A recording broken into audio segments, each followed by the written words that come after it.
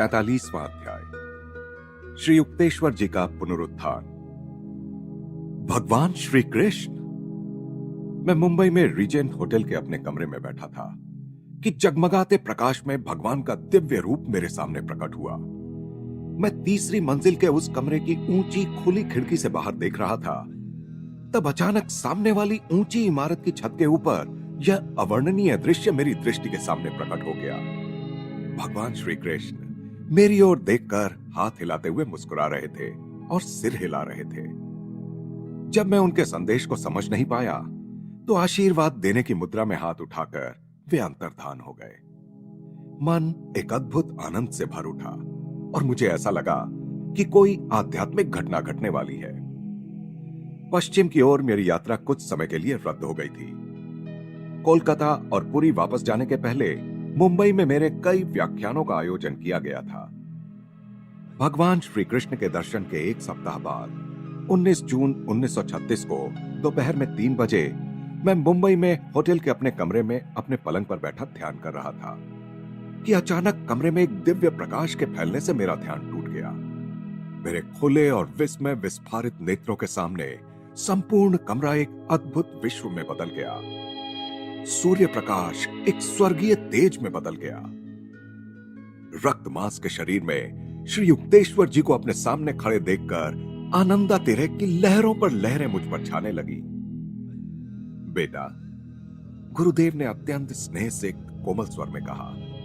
उनके चेहरे पर देवताओं को भी मोहित करने वाली ऐसी सुंदर मुस्कान खेल रही थी।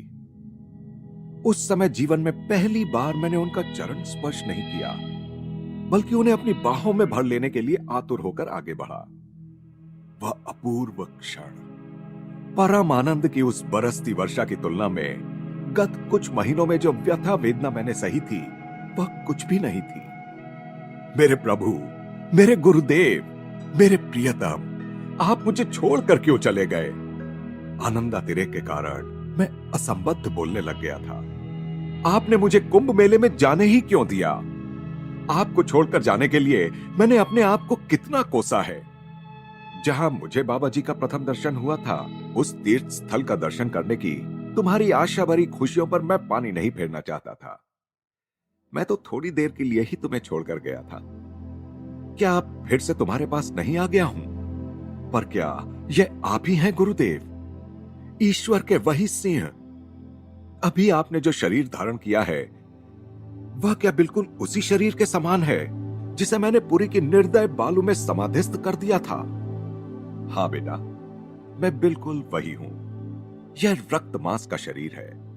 मेरी दृष्टि में यह शरीर केवल आकाश तत्व का यानी एथरियल है, परंतु तुम्हारी दृष्टि के लिए यह जड़ देह है। मैंने सृष्टि के परमाणुओं से एक पूर्णतः नए शरीर की सृष्टि की है, जो बिल्कुल उस स्वप्न सृष्टि के शरीर जैसा ही है जिसे तुमने अपनी स्वप्न सृष्टि की स्वप्न बालू में समाधि दे दी थी। वस्तुतः मेरा पुनरुत्थान हो चुका है, पृथ्वी पर नहीं बल्कि एक सूक्ष्म लोक में। इस पृथ्वी के मानवों की तुलना में उस लोक में वास करने वाले लोग मेरे उच्च आदर्शों के अधिक अनुरूप हैं। तुम और तुम्हारे उन्नत प्रियजन भी किसी दिन उस लोक में मेरे पास आ जाओगे। मृत्युंजय गुरुदेव, मुझे और अधिक बताइए। गुरुदेव आनंद के साथ थोड़ा सा हंसते हुए बोले, प्रिय वत्स, क्या तुम अपनी पकड़ थोड़ी ढीली नहीं कर सकते? केवल थोड़ी ढीली। मैंने उन्हें अपने बाहुपाश में ऐसे कसकर पकड़ रखा था मानो नागपाश में जकड़ लिया हो। मुझे वही नैसर्गिक हल्की सी सुगंध आ रही थी जो पहले उनके शरीर से निकला करती थी। जब कभी उन महान क्षणों की मुझे याद आती है तो अब भी अपने हाथों के अंदरूनी हिस्सों में और हथेलियों में उनके दिव्य शरीर के उस रोमांचकारी स्पर्श को मैं अनुभव करता हूं। श्री युक्तेश्वर जी ने बताया, जिस प्रकार कर्मों से मुक्ति पाने में मनुष्यों की सहायता करने के लिए संतों और सद्गुरुओं को इस संसार में भेजा जाता है, उसी प्रकार ईश्वर ने एक सूक्ष्म लोक में वहां रहने वाले लोगों की मुक्त होने में सहायता करने का आदेश मुझे दिया है। उस लोक को हिरण्य लोक कहते हैं। वहां मैं उन्नत आत्माओं की सूक्ष्म जगत के कर्मों से मुक्ति पाने में और इस प्रकार सूक्ष्म जगत में बार बार पुनर्जन्म से मुक्त होने में सहायता करता हूं। हिरण्य लोक के अधिकतर निवासी आध्यात्मिक दृष्टि से अत्यंत उन्नत हैं। उन सब ने इस पृथ्वी पर अपने आखिरी जन्म में मृत्यु के समय सचेत रहते हुए जड़ देह का त्याग करने की ध्यान प्रदत्त सामर्थ्य प्राप्त कर ली थी। पृथ्वी पर रहते जब तक कोई सविकल्प समाधि से आगे जाकर निर्विकल्प समाधि में स्थित नहीं होता, तब तक वह हिरण्यलोक में प्रवेश नहीं कर सकता। हिरण्यलोक के वासी उन साधारण सूक्ष्म लोकों से पहले ही पार हो चुके होते हैं, जहां पृथ्वी के प्राय सभी वासियों को मृत्युपरांत जाना पड़ता है। वहां उन्होंने सूक्ष्म लोकों के अपने गत कर्मों के बीच नष्ट कर डाले होते हैं। सूक्ष्म लोकों में इस प्रकार के आत्मोद्धार का कार्य उन्नत साधकों के अतिरिक्त कोई नहीं कर सकता, और तब अपनी आत्मा को सूक्ष्म जगत के कर्मों के शेष रहे लवलेशों से मुक्त करने के लिए इन साधकों को विधि के विधान के अनुसार हिरण्यलोक में, जो सूक्ष्म लोकों का सूर्य या स्वर्ग है, सूक्ष्म शरीर धारण कर जन्म लेना पड़ता है, जहां उनकी सहायता करने के लिए मैं उपस्थित हूं। हिरण्यलोक में कुछ ऐसे लगभग पूर्णावस्था को प्राप्त हुए जीव भी हैं, जो वहां उच्चतर कारण जगत से आए हैं। मेरा मन अब गुरुदेव के मन के साथ इस प्रकार पूर्ण एक रूप हो चुका था कि वे अपने शब्द चित्रों को कुछ हद तक शब्दों के द्वारा और शेष विचार संक्रमण के द्वारा मेरे मन में पहुंचा रहे थे। इस प्रकार मैं उनके विचार चित्रों को तुरंत ग्रहण कर रहा था। गुरुदेव कहते गए, शास्त्रों में तुमने पढ़ा है कि ईश्वर ने मानव आत्मा को एक के बाद एक 3 शरीरों में आबद्ध किया है। भाव या कारण शरीर, सूक्ष्म शरीर जो मनुष्य की मानसिक और भावनात्मक प्रकृति का स्थान है, और स्थूल पंच भौतिक शरीर। पृथ्वी पर मनुष्य अपनी देह इंद्रियों से युक्त रहता है। सूक्ष्म जगत के लोगों का काम अपनी चेतना, भावनाओं और प्राण शक्ति से बने शरीर से चलता है। कारण शरीरधारी जीव भावों के बने आनंदमय कारण जगत में रहता है। मेरा कार्य उन सूक्ष्म देहधारियों का मार्गदर्शन करना है जो कारण जगत में प्रवेश करने के लिए तैयार हो रहे हैं। पूज्य गुरुदेव, सूक्ष्म जगत के बारे में मुझे और अधिक बताइए। श्री युक्तेश्वर जी के कहने पर मैंने अपना आलिंगन ढीला तो किया था, तथापि अभी भी उन्हें अपनी बाहों में ही भर रखा था। मेरी अमूल्य निधि मुझ तक पहुंचने के लिए मृत्यु का भी उपहास करने वाले मेरे गुरुदेव जो आए थे।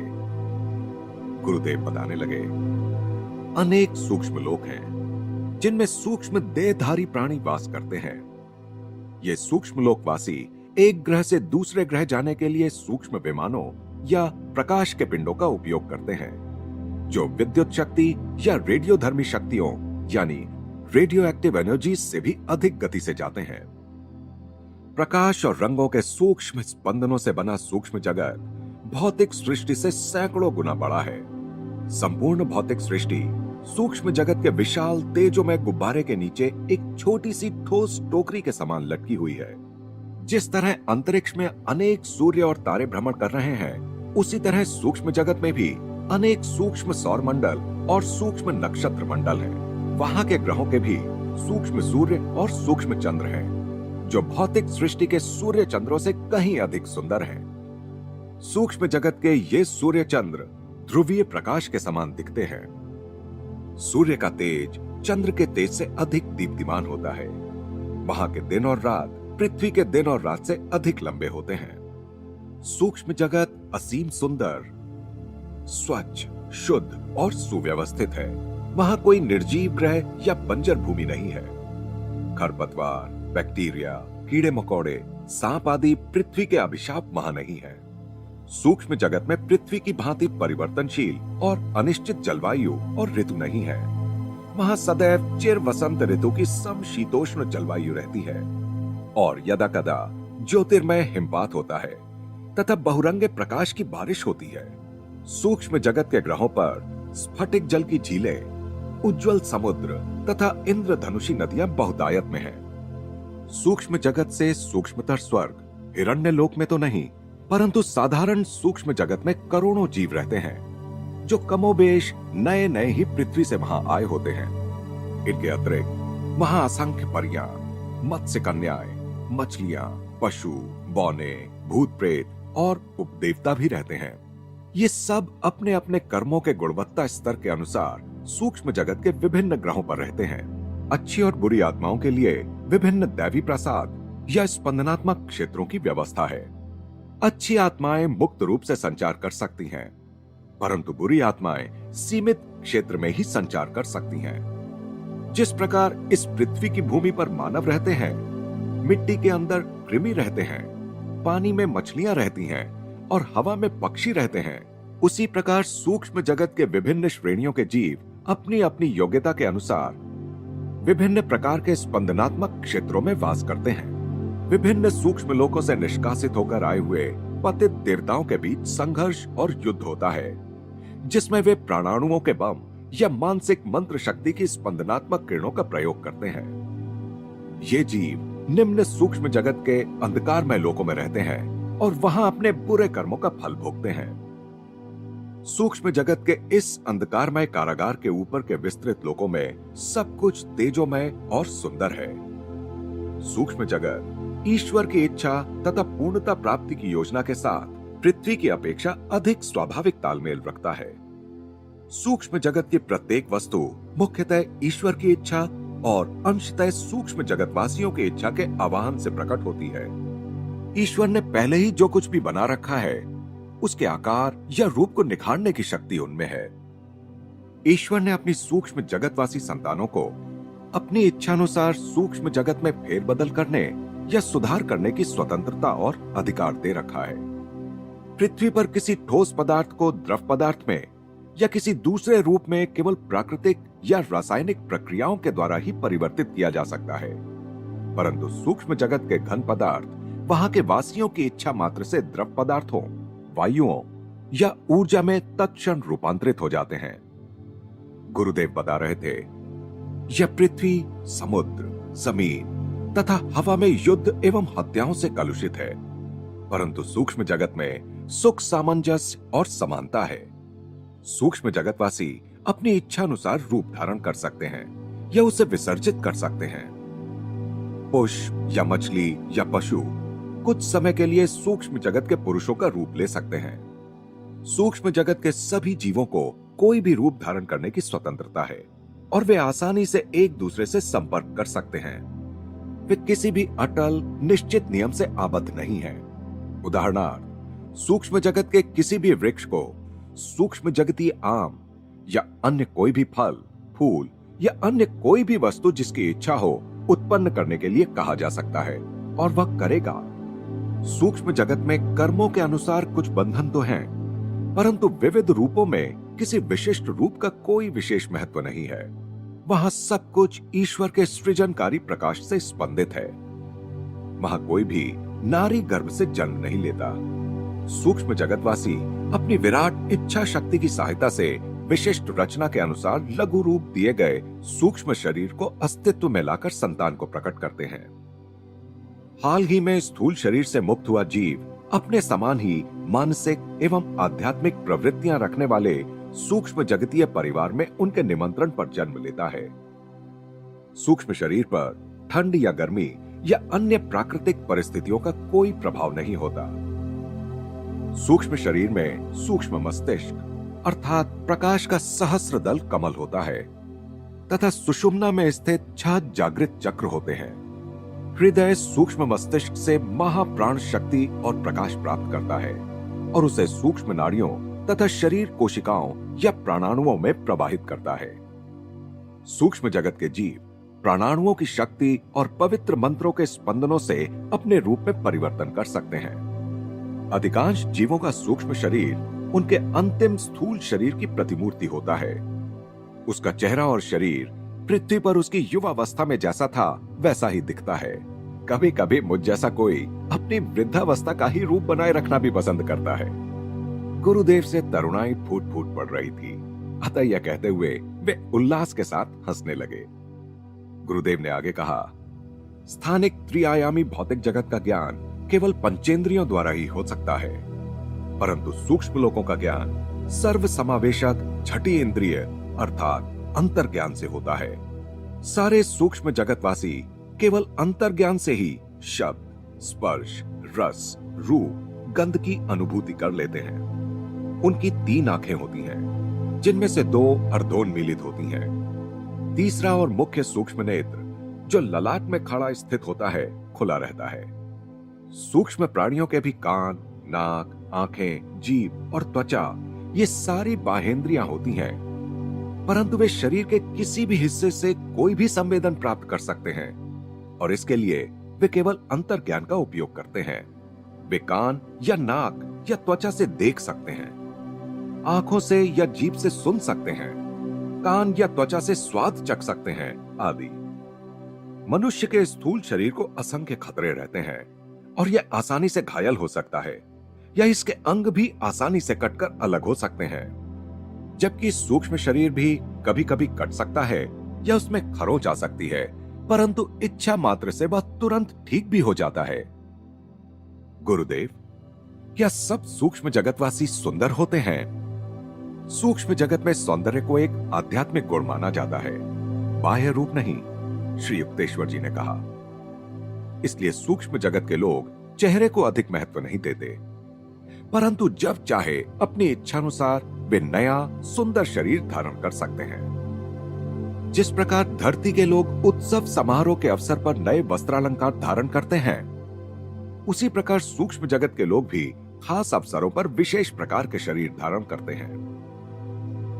हिरण्य लोक जैसे सूक्ष्म जगत के उच्च लोकों में तब आनंदोत्सव मनाए जाते हैं जब आध्यात्मिक उन्नति द्वारा कोई जीव सूक्ष्म जगत से मुक्त होकर उसके स्वर्ग अर्थात कारण जगत में प्रवेश करने योग्य हो जाता है।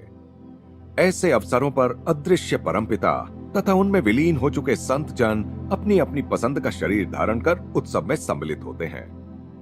परमपिता अपने प्रिय भक्त को खुश करने के लिए उसी की इच्छा के अनुसार रूप धारण करते हैं। यदि उस भक्त ने भक्ति के द्वारा भगवान की आराधना की हो तो वह भगवान को जगन माता के रूप में देखता है।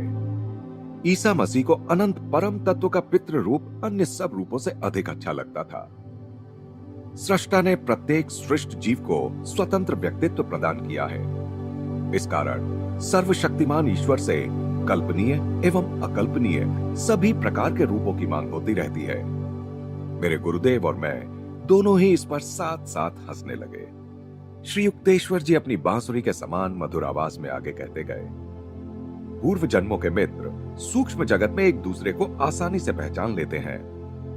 मित्रता के अमरत्व को देखकर वे आनंदित होते हैं और उसी के साथ प्रेम की अनश्वरता उनकी समझ में आ जाती है, जिस पर पृथ्वी पर होने वाले दुखद मिथ्या वियोग के समय प्रायः संदेह किया जाता है।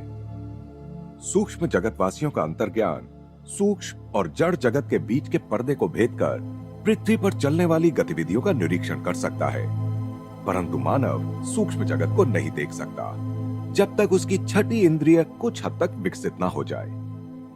हजारों पृथ्वीवासियों ने सूक्ष्म जगत की या किसी सूक्ष्म जगतवासी की क्षणिक झलक देखी है। हिरण्य लोक में वास करने वाली उन्नत आत्माएं सूक्ष्म जगत के लंबे लंबे दिन और रात में अधिकांश समय परमानंद में जागृत रहती हैं और सृष्टि को चलाने से संबंधित जटिल समस्याओं का समाधान करने में तथा राह भटके लोगों के अर्थात पृथ्वी पर वास करने वाली आत्माओं के उद्धार में सहायता करती रहती हैं। जब कभी हिरण्य लोकवासी सोते हैं तब कभी कभी उन्हें स्वप्नों की तरह सूक्ष्म दर्शनों की अनुभूति होती है। सामान्यतः उनके मन उच्चतम निर्विकल्प समाधि के परमानंद की सचेत अवस्था में मग्न रहते हैं। सूक्ष्म जगत के सभी लोकों में वास करने वाले जीवों को भी मानसिक यातनाएं हो सकती हैं। हिरण्य लोक जैसे उच्च लोकों में रहने वाले उन्नत जीवों के कोमल मन को यदि उनसे आचरण में या सत्यानुभूति में कोई भूल हो जाए तो अत्यंत दुख होता है। ये उन्नत जीव अपनी प्रत्येक कृति और प्रत्येक विचार को आध्यात्मिक नियम की दोषहीन सर्वांग पूर्णता के साथ तालमेल में रखने का प्रयास करते हैं।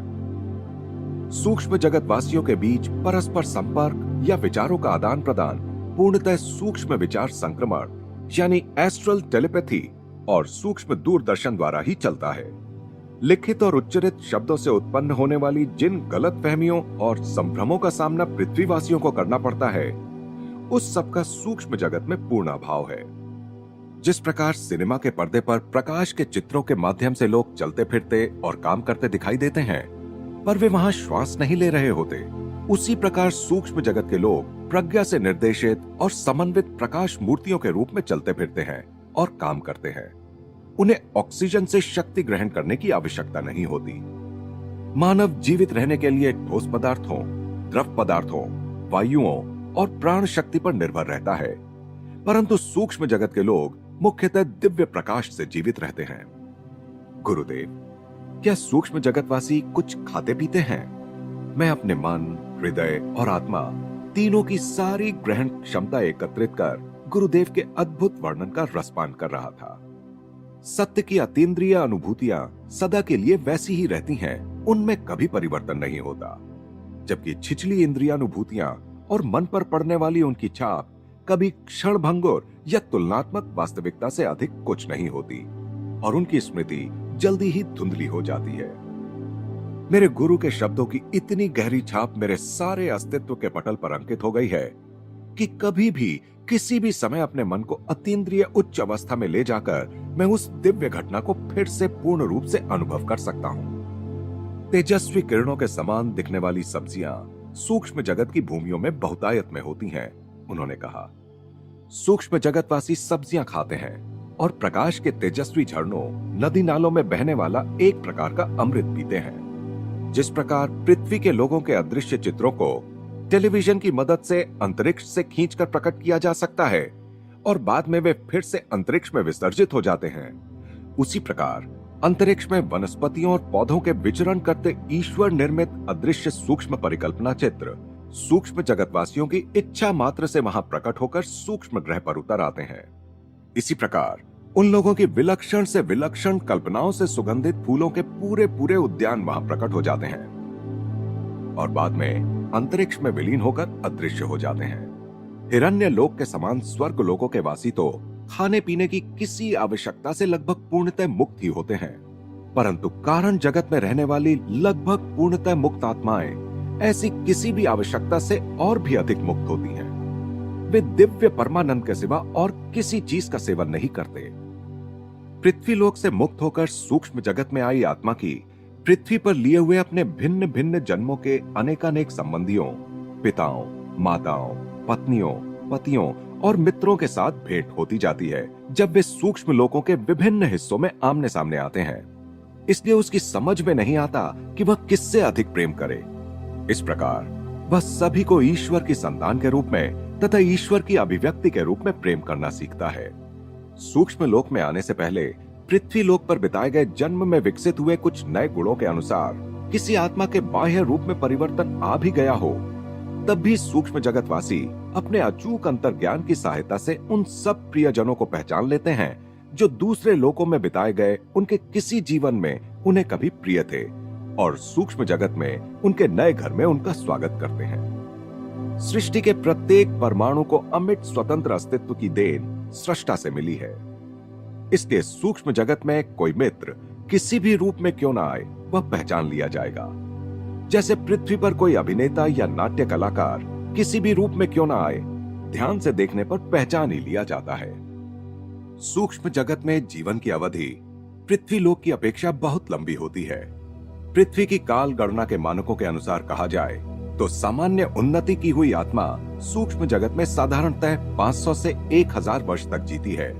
जैसे कुछ रेडवुड वृक्ष अन्य वृक्षों से सहस्त्रों वर्ष अधिक जीते हैं, या कुछ योगी सैकड़ों वर्षों तक जीवित रहते हैं, जबकि अधिकांश मनुष्य 60 वर्ष की आयु से पहले ही मर जाते हैं। वैसे ही सूक्ष्म जगत में भी कुछ लोग वहां के जीवन की साधारण अवधि से कहीं अधिक काल तक जीवित रहते हैं। सूक्ष्म जगत में आने वाले लोग अपने भौतिक कर्मों के बोझ के अनुसार वहां कम या अधिक काल तक रहते हैं। उनके भौतिक कर्मों का भार उन्हें एक सुनिश्चित अवधि में पुनः पृथ्वी पर वापस खींच लाता है। सूक्ष्म जगत में रहने वालों को अपना तेज युक्त शरीर छोड़ते समय मृत्यु के साथ कष्टकर संघर्ष नहीं करना पड़ता, परंतु इनमें से कुछ लोग अपना सूक्ष्म शरीर छोड़कर उससे भी सूक्ष्म कारण शरीर में जाने के विचार से किंचित घबरा उठते हैं। सूक्ष्म जगत अनचाही मृत्यु, रोग व्याधि और वृद्धावस्था से मुक्त है। ये तीनों ही त्रास पृथ्वी लोक के अभिशाप हैं, जहां मनुष्य ने अपनी चेतना को एक दुर्बल जड़ शरीर के साथ इतनी पूर्णता से एक रूप हो जाने दिया है कि केवल जीवित रहने के लिए भी उसे हवा, अन्न और निद्रा की नियमित आवश्यकता पड़ती है। जड़ देह की मृत्यु के साथ श्वास रुक जाता है और बाद में शरीर कोशों का विघटन शुरू हो जाता है। सूक्ष्म शरीर की मृत्यु होने पर जिन प्राणाणुओं से वह बना था, वे सब प्राणाणु यानी प्राण शक्ति की कणिकाएं बिखर जाते हैं। जड़ देह की मृत्यु होने पर जीव का अपने रक्त मांस के शरीर का बोध नष्ट हो जाता है और सूक्ष्म जगत में अपने सूक्ष्म शरीर का बोध उसे होता है। यथा समय सूक्ष्म जगत में उसकी मृत्यु हो जाती है और इस प्रकार सूक्ष्म जगत के जन्म मृत्यु को अनुभव कर वह फिर स्थूल जगत के जन्म मृत्यु को अनुभव करता है। इस प्रकार सूक्ष्म और स्थूल जन्म मृत्यु के चक्रों से बार बार गुजरना ही मायाबद्ध जीवों की अपरिहार्य नियति है। शास्त्रों में दिए गए स्वर्ग और नर्क के वर्णन सुनकर मनुष्य के अंतर्मन के गहन तल में सुप्त पड़ी सुखमय सूक्ष्म जगत के और दुखमय पार्थिव जगत के अनुभवों की स्मृतियां कभी कभी जाग उठती हैं। मैंने पूछा, पूज्य गुरुदेव, पृथ्वी लोक में और सूक्ष्म जगत में तथा कारण जगत में जो पुनर्जन्म होते हैं, उनमें क्या फर्क है, यह जरा अधिक विस्तार से बताएंगे। गुरुदेव ने बताना शुरू किया। पृथक आत्मा के रूप में मनुष्य मूलतः कारण शरीरधारी आत्मा है। यह कारण शरीर 35 बीज रूप भावों का गर्भ स्थान है। इन 35 बीजों से ही वे 35 मूल भाव शक्तियां या कारक विचार शक्तियां विकसित हुई, जिनसे विधाता ने बाद में 19 तत्वों वाले सूक्ष्म शरीर तथा 16 तत्वों वाले स्थूल शरीर का सृजन किया। सूक्ष्म शरीर के 19 तत्व मनोमय, भावमय और प्राणमय हैं। ये 19 तत्व हैं बुद्धि, अहंकार, चित्त, मनस यानी इंद्रिय चैतन्य, पंच ज्ञानेंद्रिया जो शब्द, स्पर्श, रस, रूप, गंध की इंद्रियों के सूक्ष्म रूप हैं, पंच कर्मेंद्रिया जो प्रजनन, मल विसर्जन, वाणी, चलने फिरने और कौशल प्रकट करने की क्षमताओं का कार्य वहन करने में मानसिक संदेशों के आदान प्रदान का कार्य करती हैं, तथा पंच प्राण जो शरीर में चयापचय या रस प्रक्रिया का, अन्न के विघटित तत्वों को शरीर में आत्मसात करने का, रसों को शरीर की आवश्यकता अनुसार घन रूप में परिवर्तित करने का, मल निस्सारण का तथा रक्त संचारण का कार्य करते हैं। इन 19 तत्वों से बना यह सूक्ष्म शरीर 16 रासायनिक तत्वों से बने स्थूल शरीर की मृत्यु के बाद भी जीवित रहता है। ईश्वर ने अपने भीतर ही विविध योजनाएं बनाई और उन्हें स्वप्नों में प्रत्यक्ष रूप दिया। इस प्रकार माया सापेक्षता के अपने अनंत विराट आभूषणों से सज धज कर प्रकट हुई। कारण शरीर की 35 भाव श्रेणियों में ईश्वर ने मनुष्य के सूक्ष्म शरीर से संबंधित 19 तथा स्थूल शरीर से संबंधित 16 भावों के सर्वांगीण पहलुओं को विस्तृत रूप से अंतर्निहित रखा। स्पंदित होती शक्तियों को पहले सूक्ष्म रूप से और फिर स्थूल रूप से स्थिर करते हुए सघन बनाकर ईश्वर ने मनुष्य का पहले सूक्ष्म शरीर बनाया और फिर स्थूल शरीर। जिस सापेक्षता के नियम के कारण एकमात्र परम शुद्ध ब्रह्म ने अनेक रूप धारण कर लिए, उसी नियम की वजह से कारण जगत और कारण शरीर सूक्ष्म जगत तथा सूक्ष्म शरीर से भिन्न है। इसी प्रकार स्थूल जगत और स्थूल शरीर भी सृष्टि के अन्य रूपों से भिन्न है। रक्त मांस का शरीर सृष्टा के स्थिर मूर्त स्वप्नों से बना है। पृथ्वी पर द्वैत युगल सदा ही विद्यमान रहते हैं, जैसे स्वास्थ्य रोग, सुख दुख, हानि लाभ। मनुष्य देखते हैं कि त्रिआयामी स्थूल जगत में वे सीमाओं और प्रतिरोधों से आबद्ध हैं। मनुष्य की जीवित रहने की इच्छा को जब रोग या अन्य कारणों से गहरा धक्का लगता है, तब मृत्यु का आगमन होता है और स्थूल शरीर का बोझिल चोला कुछ देर के लिए उतर जाता है। परंतु इस अवस्था में भी आत्मा सूक्ष्म तथा कारण शरीरों में आबद्ध रहती है। तीनों शरीरों को एक साथ पकड़कर रखने वाली शक्ति है मनुष्य की इच्छा। अतृप्त इच्छाओं की शक्ति ही मनुष्य की दास्ता की जड़ है। भौतिक वासनाओं की जड़ अहंकार और इंद्रिय सुख में निहित है। इंद्रिय सुख की लालसा या विवशता सूक्ष्म जगत की अनुरक्तियों या कारण जगत की अनुभूतियों से संबंधित आकर्षण शक्ति से अधिक बलवान होती है। सूक्ष्म जगत में उपभोग स्पंदनों के अर्थ में होता है। सूक्ष्म जगतवासी ब्रह्मांडों के सूक्ष्म आकाशीय संगीत का आनंद लेते हैं और यह देखकर मंत्रमुग्ध हो जाते हैं कि समस्त सृष्टि परिवर्तनशील प्रकाश की ही अनंत अभिव्यक्तियां हैं। सूक्ष्म जगत के लोग प्रकाश के गंध, रस और स्पर्श का अनुभव भी करते हैं। इस प्रकार सूक्ष्म जगत में इच्छा वासनाओं का उपभोग कर पाना उस जीव की प्रकाश को सब उपभोग वस्तुओं और अनुभवों के रूप में या अपने विचारों या स्वप्नों के सघन रूप में प्रकट कर पाने की क्षमता से संबंधित है। कारण जगत में इच्छाओं की पूर्ति अनुभूतियों से ही हो जाती है।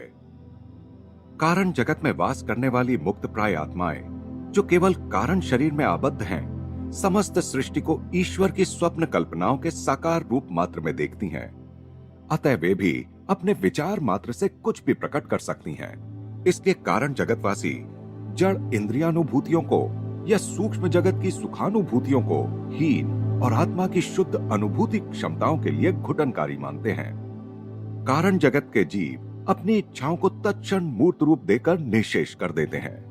जो स्वयं को केवल कारण शरीर के अत्यंत सूक्ष्म आवरण से ढके पाते हैं, वे सृष्टा की तरह ही ब्रह्मांडों की उत्पत्ति कर सकते हैं। चूंकि समस्त सृष्टि विराट स्वप्न तंतुओं से ही बनी हुई है, अतः कारण शरीर के अत्यंत पतले आवरण में आबद्ध आत्मा में विराट शक्तियां होती हैं।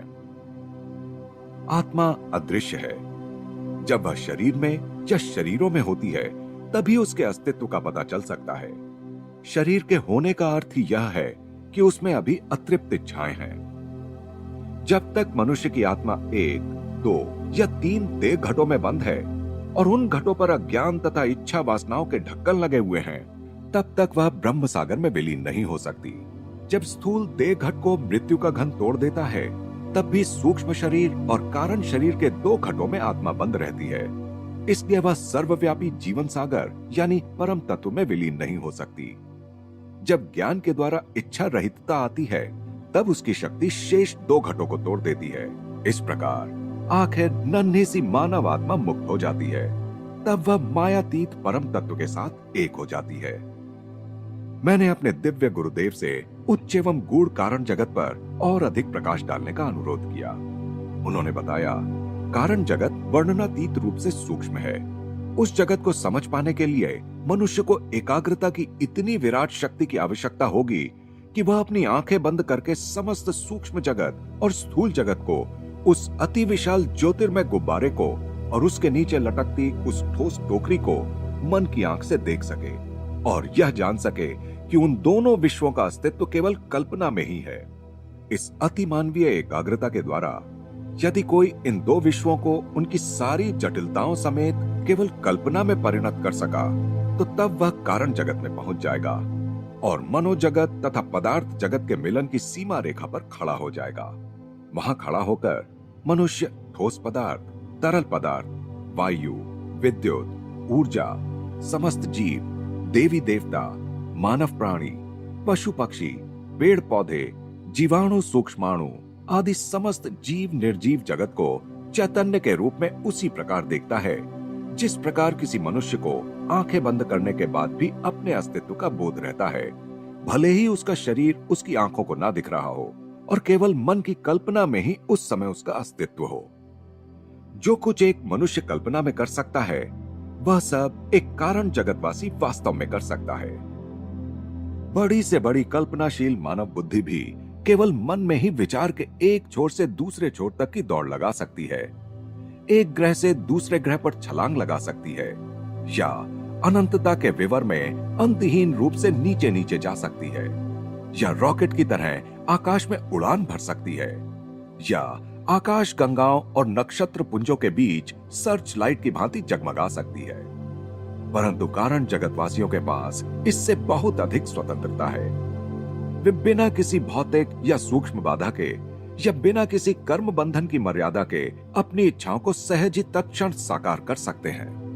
कारण जगतवासियों को यह ज्ञान है कि ना तो स्थूल जगत मूलतः इलेक्ट्रॉनों यानी विद्युत अणुओं से बना है और ना ही सूक्ष्म जगत मूलतः प्राण कणिकाओं यानी प्राण अणु से बना है, बल्कि ये दोनों ही जगत ईश्वरीय विचार तत्व की सूक्ष्मतम कणिकाओं से बने हैं, जिन्हें माया ने अर्थात सापेक्षता के नियम ने खंडित और विघटित कर दिया है।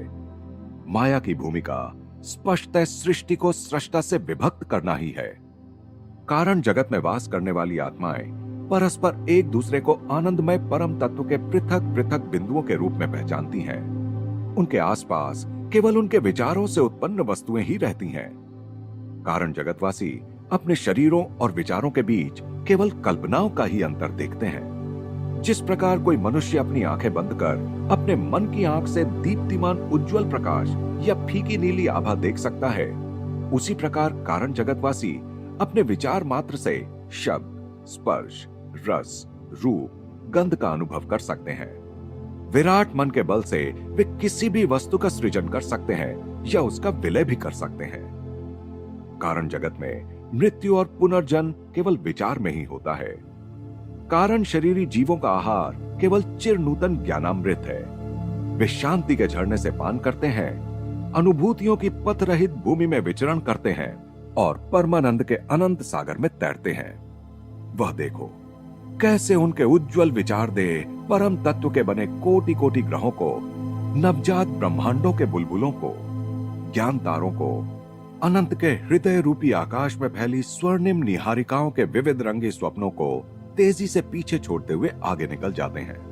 कारण जगत में वास करने वाले अनेक जीव हजारों वर्षों तक वहीं रहते हैं।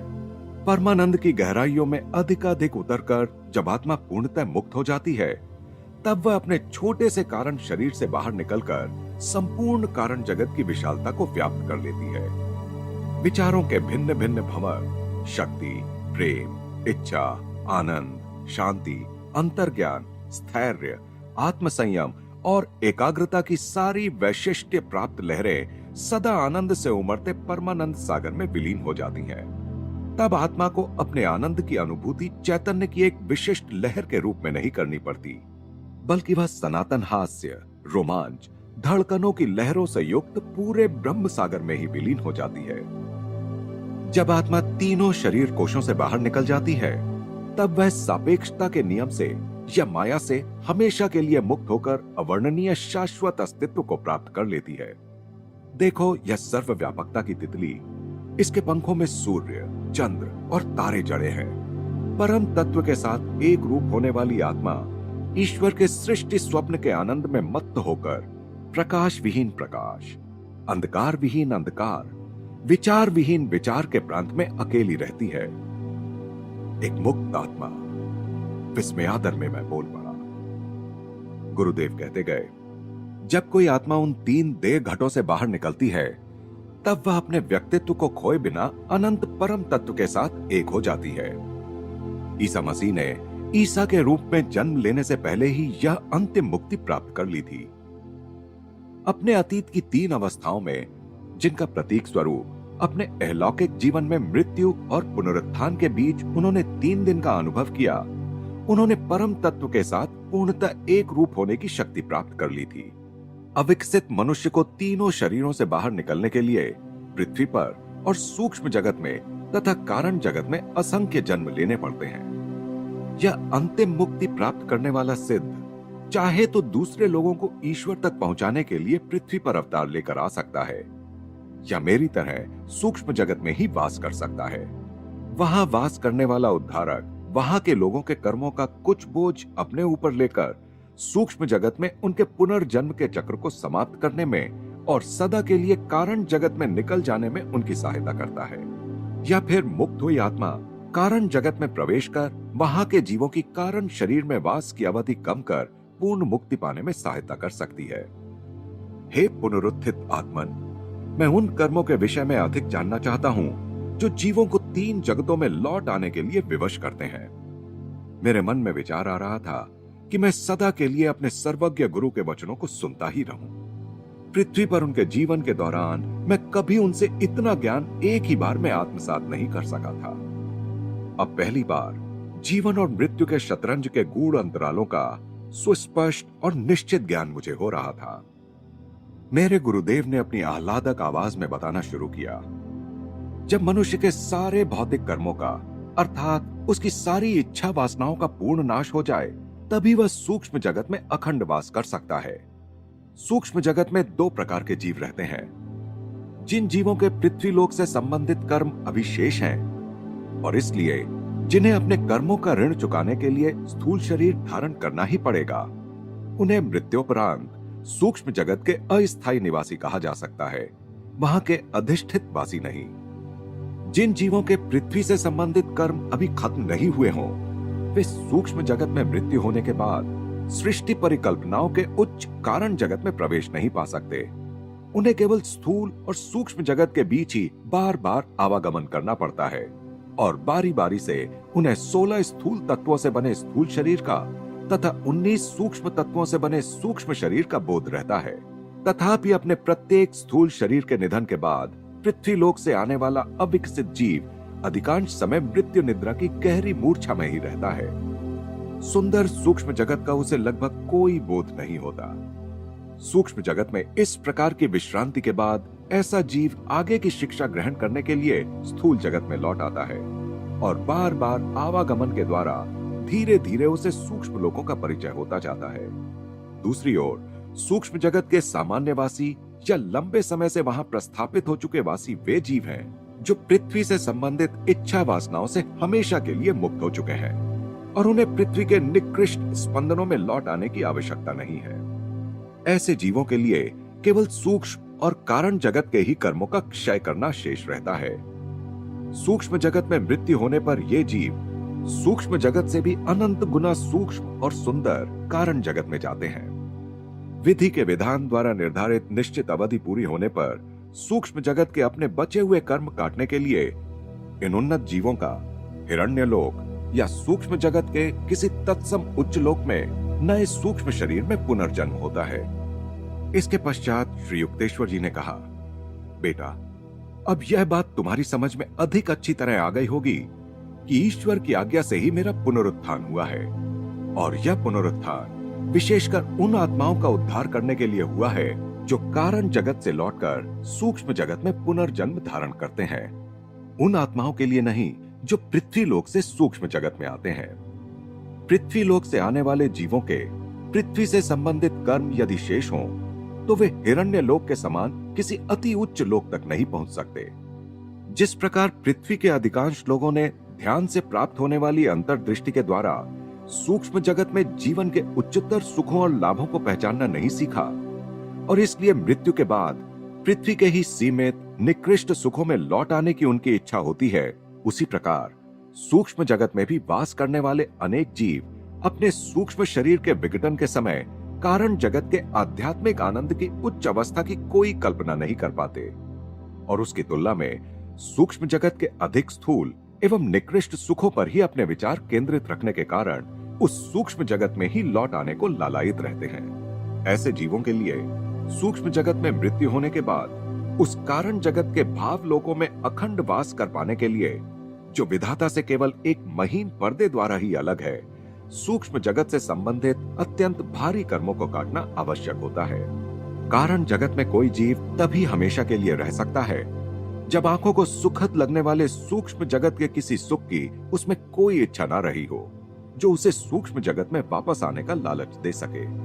वहां कारण जगत से संबंधित कर्मों को काटने के कार्य को पूरा करते हुए, अर्थात सभी गत इच्छा वासनाओं के बीजों को पूर्ण नष्ट करते हुए, घट में बंद हुई आत्मा अज्ञान के 3 ढक्कनों में से आखिरी ढक्कन को भी उछाल कर फेंक देती है और कारण शरीर रूपी आखिरी घट से बाहर निकलकर परम तत्व में विलीन हो जाती है। अब तुम्हारी समझ में आ गया? गुरुदेव ने अत्यंत मधुर मुस्कान के साथ पूछा। जी हां, आपकी कृपा से मैं आनंद एवं कृतज्ञता से अवाक हो गया हूं। न किसी गीत से और न किसी कथा से मुझे पहले कभी ऐसा प्रेरणाप्रद ज्ञान प्राप्त हुआ था। यद्यपि हिंदू शास्त्रों में कारण जगत और सूक्ष्म लोकों का तथा मनुष्य के 3 शरीरों का उल्लेख तो है, पर पहुंच से कितने बाहर और अर्थहीन लगते हैं शास्त्रों के वे पन्ने मेरे पुनरुत्थित गुरुदेव के जीवंत वर्णन के सामने। उनके लिए सचमुच कोई ऐसा क्षेत्र नहीं बचा जहां जाकर कोई लौट नहीं सकता। मेरे गुरु आगे कहते गए, मनुष्य के 3 शरीरों की अंतर्व्याप्ति उसकी त्रिविध प्रकृति के माध्यम से अनेक प्रकारों से अभिव्यक्त होती है। पृथ्वी पर जागृत अवस्था में मनुष्य को अपने इन 3 माध्यमों का थोड़ा बहुत बोध रहता है। जब वह शब्द, स्पर्श, रस, रूप, गंध के इंद्रिय सुखों की प्राप्ति का प्रयास करता रहता है, तब वह मुख्यतः अपने जड़ शरीर के माध्यम से कार्य कर रहा होता है। कल्पना करते समय या इच्छा करते समय वह मुख्यतः अपने सूक्ष्म शरीर के माध्यम से कार्य कर रहा होता है। जब वह आत्मचिंतन या ध्यान की गहराइयों में डुबकी लगाता है तो वह अपने कारण शरीर के माध्यम से कार्य कर रहा होता है। जो मनुष्य बार बार अपने कारण शरीर से संपर्क करने का अभ्यस्त होता है, उसी के मन में दिव्य प्रतिभा के विराट विचार आते हैं। इस अर्थ में मोटे तौर पर किसी व्यक्ति को भौतिकवादी मनुष्य, स्फूर्तिवान मनुष्य या प्रतिभाशाली मनुष्य के रूप में वर्गीकृत किया जा सकता है। मनुष्य प्रतिदिन लगभग 16 घंटों तक अपने जड़ माध्यम के साथ एक रूप होकर रहता है, फिर वह सोता है और इसमें यदि वह स्वप्न देखता है तो वह अपने सूक्ष्म शरीर के साथ एक रूप रहता है और सूक्ष्म जगतवासियों की भांति ही बिना किसी प्रयास के किसी भी वस्तु की सृष्टि करता है। यदि मनुष्य की नींद गहरी और स्वप्न रहित हो तो वह कई घंटों तक के लिए अपनी चेतना को, अपने अहम भाव को अपने कारण शरीर में स्थानांतरित कर सकता है। ऐसी नींद मनुष्य में नव शक्ति का संचार कर देती है। स्वप्न दृष्टा अपने कारण शरीर से नहीं बल्कि सूक्ष्म शरीर से ही संपर्क कर पाता है। उसकी नींद पूर्णतः नव शक्ति का संचार नहीं करा सकती। जब श्री युक्तेश्वर जी यह सारा प्रेमपूर्ण आख्यान कर रहे थे तब मैं प्रेम के साथ उनका अवलोकन कर रहा था। मैंने कहा, दिव्य गुरुदेव, आपका यह शरीर ठीक वैसा ही दिखाई देता है जैसा यह तब दिखाई दे रहा था जब पुरी आश्रम में अंतिम बार मैं इसके सामने रोया था।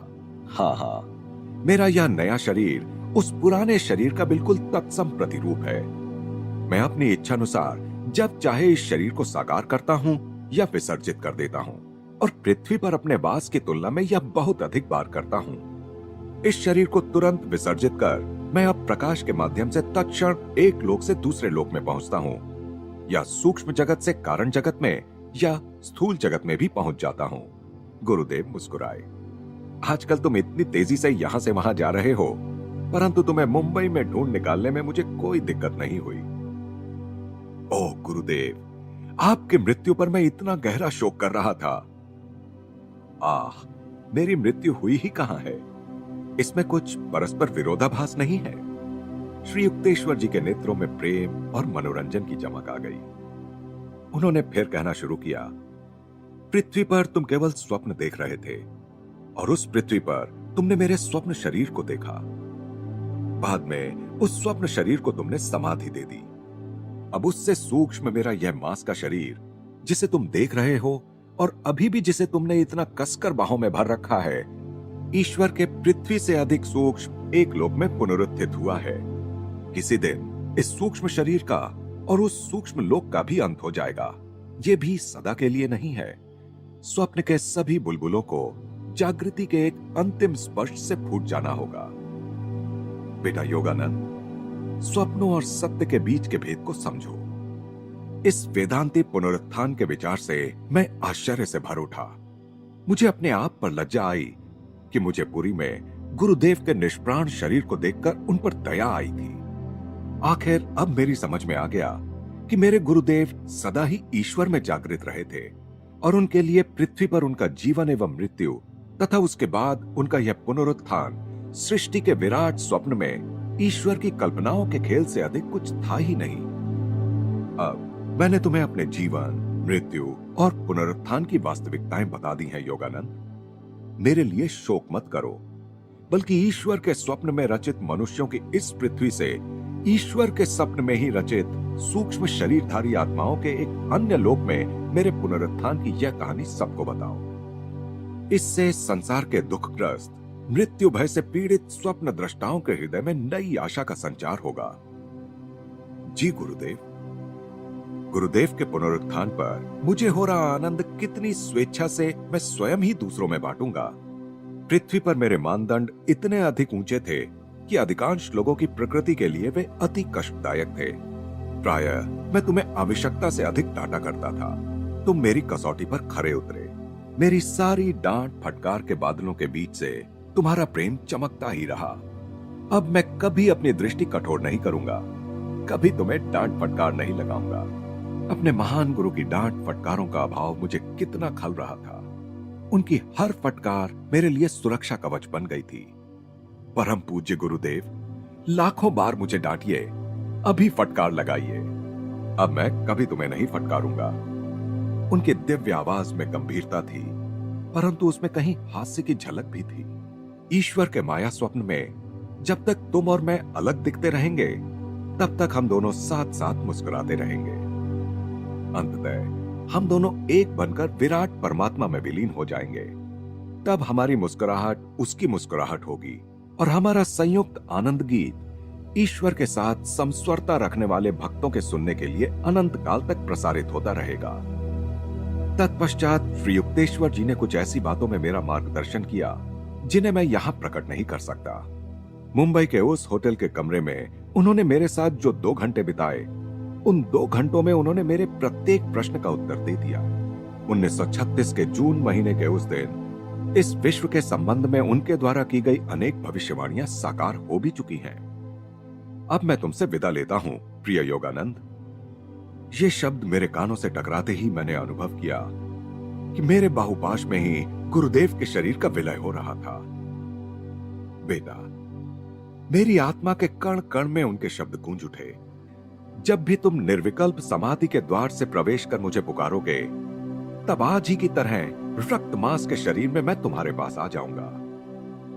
यह दिव्य वचन देकर श्री युक्तेश्वर जी मेरी दृष्टि से ओझल हो गए।